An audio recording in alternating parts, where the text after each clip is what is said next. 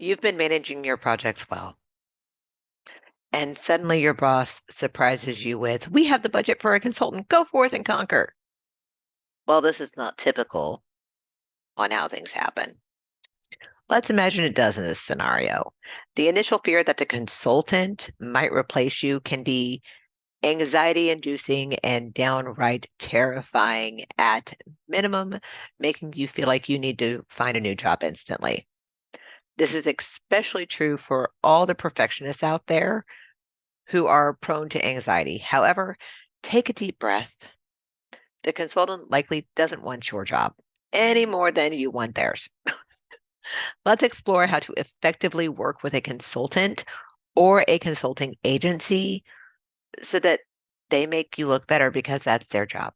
I used to be terrified of consultants, especially after my first encounter, which was nothing short of a bloody frickin' disaster. I wish I had the knowledge then that I possess now. But then the question lies in how did I acquire that knowledge? Because I'm very much into pettiness secretly. I really think so. I became a consultant.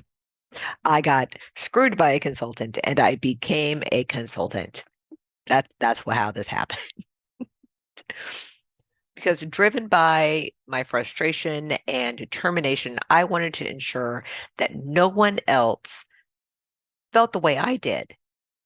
I immersed myself fully in this role. I dedicated my time to learn all the necessary skills to be an effective consultant. And now, 8 years later, I am in a position to help guide you on how to work efficiently with a consultant without the fear that they want your job or that they're going to take your job. It's not, trust me, they don't want your job. It's the last thing they want. They got enough on their plate, and it's a big enough job in and of itself being a consultant. It might be difficult to believe, but trust me, again, they don't want your job. They have an entirely different set of responsibilities that keep them sufficiently occupied. Their primary objective is not to replace you, but to augment your skills and performance in your role. They act as an advocate, providing you with support and guidance in varying ways. The consultant is someone you can turn to when you need to discuss intricate aspects of your work. They are a sounding board for your ideas, a collaborator who can help you navigate through the complexity of your tasks. They are extremely well equipped. Sometimes we mix up our words because we talk a lot. Consultants do that a lot. They are well equipped to dissect problems and offer solutions. That's their job. That's what they are good at. And that helps you transform your challenges into opportunities. Moreover, if this collaboration is executed correctly, it results in mutual success. You will excel in your role, demonstrating improved competency and productivity. And simultaneously, the consultant will succeed in their mission of facilitating your growth and development. Again, part of their job is to make you look good at yours. This is a symbiotic relationship and it's a win win situation for both parties. Now, for goals.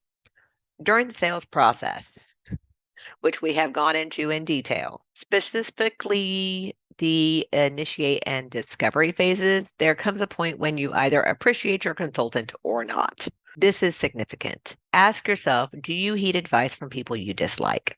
I'm going to give you a second for that one. Have you ever taken the advice of somebody you don't like? Let's get real and be completely honest with yourself because I'm pretty sure the answer is no. Pretty dang sure the answer is no. Now that you've had time to think about that, this doesn't mean you have to be friends with your consultant. Outside of work, you're not best buddies, you're not soul sisters. No, this is a business relationship, so you don't have to be besties. It means you should respect them enough to collaborate and accomplish a task or goal. This sentiment should also be reciprocated by the consultant. If personalities clash, that is acceptable. You can discuss this with someone at the firm or with the consultant directly if they're open to that conversation. However, ensure that you maintain professionalism. As a consultant, if somebody is being insulting or degrading to my team, I will shut down that conversation in a heartbeat. Nobody has the right to be insulting or degrading to anyone, especially in a business context. Always keep it professional. Always. All right. That was my little tirade. I may have had some things happen. Most consultants know when they're not clicking with a client. Um, and they may discuss their concerns already with their manager or their boss and express that they may not be the best fit for the project. If this happens, understand that this is driven by the desire to maintain the company's reputation. If a consultant, if a consultant feels like they are not clicking with the client, they still want the company to have a good reputation. And without being able to communicate with your client, it makes your company look bad. And they probably already have an idea of your personality type and somebody who can fit into that role with you and actually help you. Whereas if you're clashing with a consultant, they're clashing with you, nothing's going to get done. And the goal of all of this is to effectively work with your consulting team. However, some things that have happened, this is so irritating to me that anybody even does this, that businesses do it, and I wish they didn't.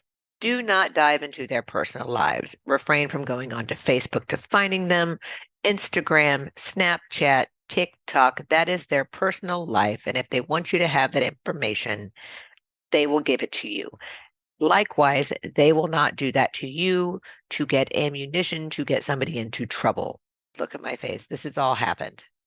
I've seen it happen to other people. I've seen it happen to clients, consultants alike. People can be petty, yo.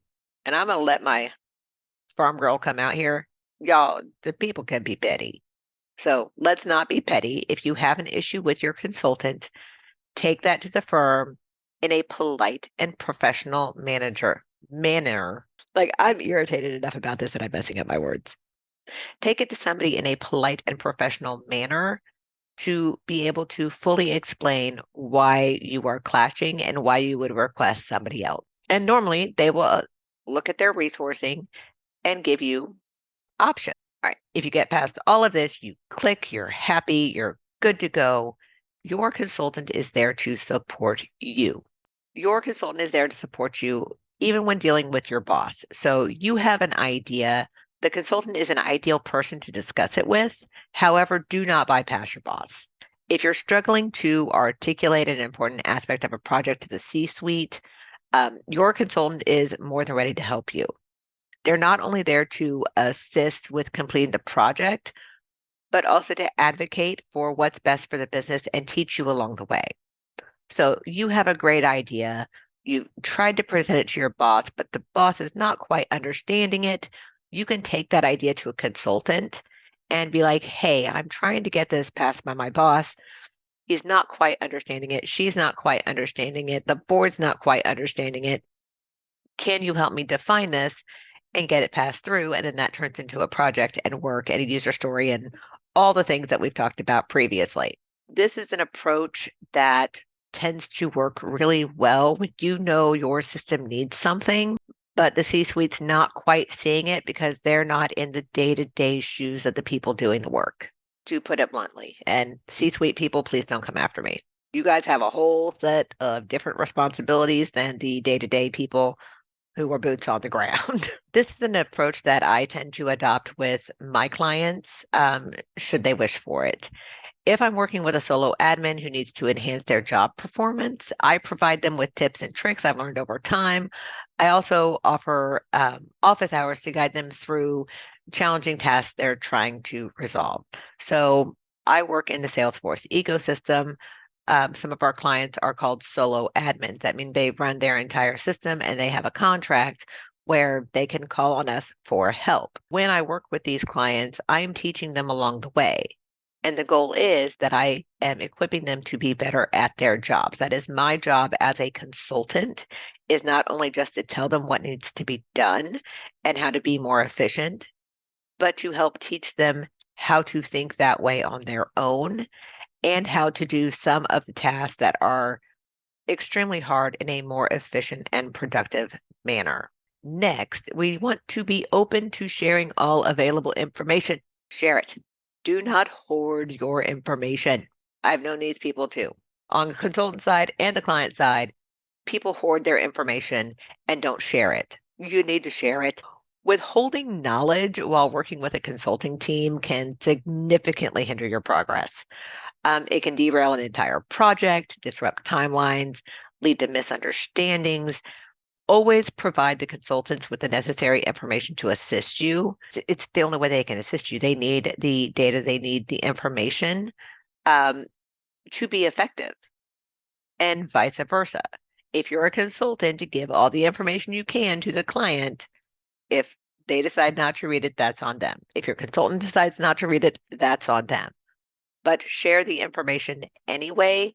The smallest detail can help them, and the smallest detail can break a project. It's amazing how many times a checkbox ruined a project. It's insane. Okay.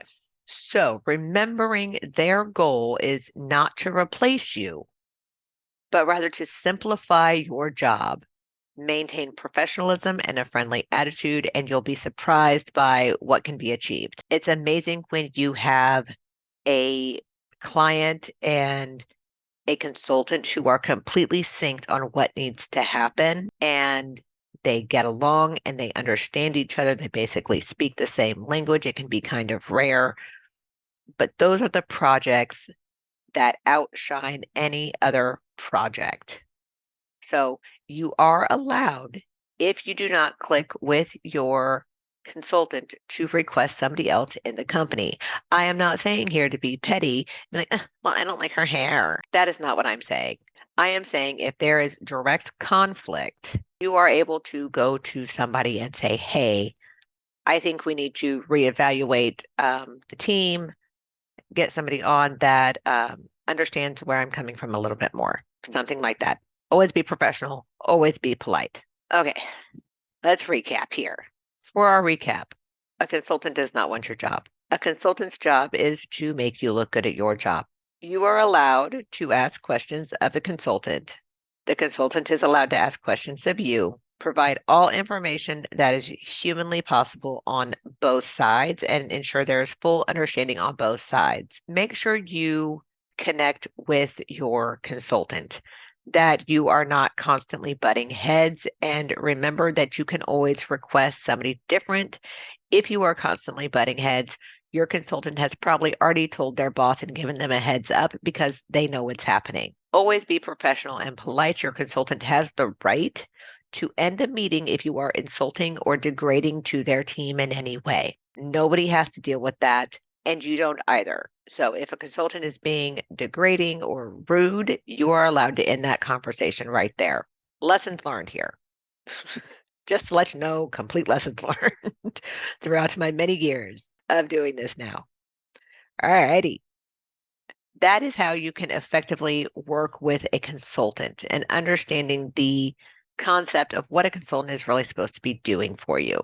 Now, we've gone through the sales cycle, we've gone through the basics of projects, we've gone through a lot of the basic concepts of documentation. Next, how do you assemble your dream team? Like, you're going to need a team on your side. And how do you do this? Well, find out next time. Bye.